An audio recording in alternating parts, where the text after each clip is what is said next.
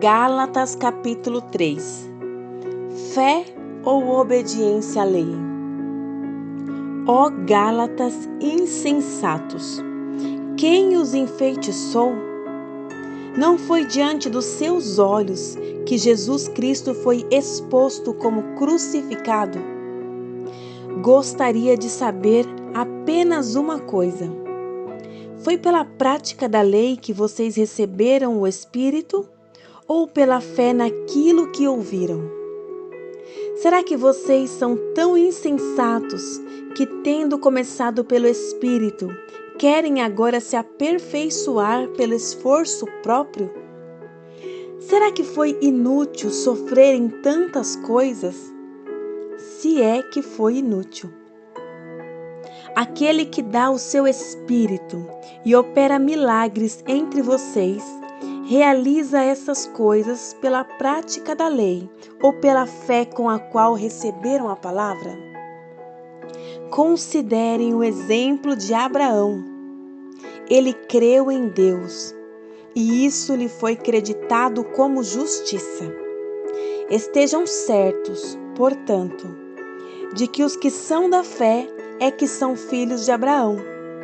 Prevendo a Escritura que Deus justificaria os gentios pela fé, anunciou primeiro as boas novas a Abraão.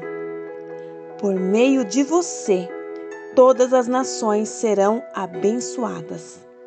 Assim, os que são da fé são abençoados com Abraão, homem de fé. Já os que se apoiam na prática da lei estão debaixo de maldição, pois está escrito: maldito todo aquele que não persiste em praticar todas as coisas escritas no livro da lei. É evidente que diante de Deus ninguém é justificado pela lei, pois o justo viverá pela fé. A lei não é baseada na fé. Ao contrário, quem praticar estas coisas por elas viverá. Cristo nos redimiu da maldição da lei, quando se tornou maldição em nosso lugar, pois está escrito: maldito todo aquele que for pendurado num madeiro. Isso para que em Cristo Jesus a bênção de Abraão chegasse também aos gentios, para que recebêssemos a promessa do Espírito mediante a fé. A lei e a promessa. Irmãos, humanamente falando, ninguém pode anular um testamento depois de ratificado, nem acrescentar-lhe algo. Assim também as promessas foram feitas a Abraão e ao seu descendente.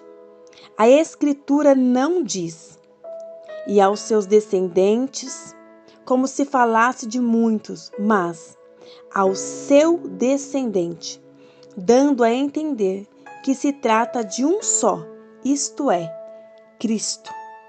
Quero dizer isto: a lei, que veio 430 anos depois, não anula a aliança previamente estabelecida por Deus, de modo que venha a invalidar a promessa. Pois se a herança depende da lei, já não depende de promessa. Deus, porém, concedeu-a gratuitamente a Abraão, mediante promessa. Qual era então o propósito da lei? Foi acrescentada por causa das transgressões, até que viesse o descendente, a quem se referia a promessa, e foi promulgada por meio de anjos, pela mão de um mediador. Contudo, o mediador representa mais de um, Deus, porém, é um. Então, a lei opõe-se às promessas de Deus? De maneira nenhuma. Pois se tivesse sido dada uma lei que pudesse conceder vida, certamente a justiça viria da lei.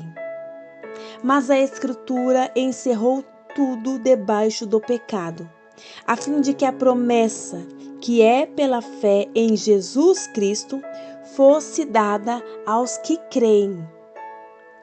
Antes que viesse essa fé, estávamos sob a custódia da lei, nela encerrados, até que a fé que haveria de vir fosse revelada. Assim, a lei foi o nosso tutor até Cristo, para que fôssemos justificados pela fé. Agora, porém, tendo chegado à fé, já não estamos mais sob o controle do tutor. Os filhos de Deus. Todos vocês são filhos de Deus, mediante a fé em Cristo Jesus. Pois os que em Cristo foram batizados, de Cristo se revestiram. Não há judeu nem grego, escravo nem livre, homem nem mulher, pois todos são um em Cristo Jesus. E se vocês são de Cristo, são descendência de Abraão e herdeiros segundo a promessa.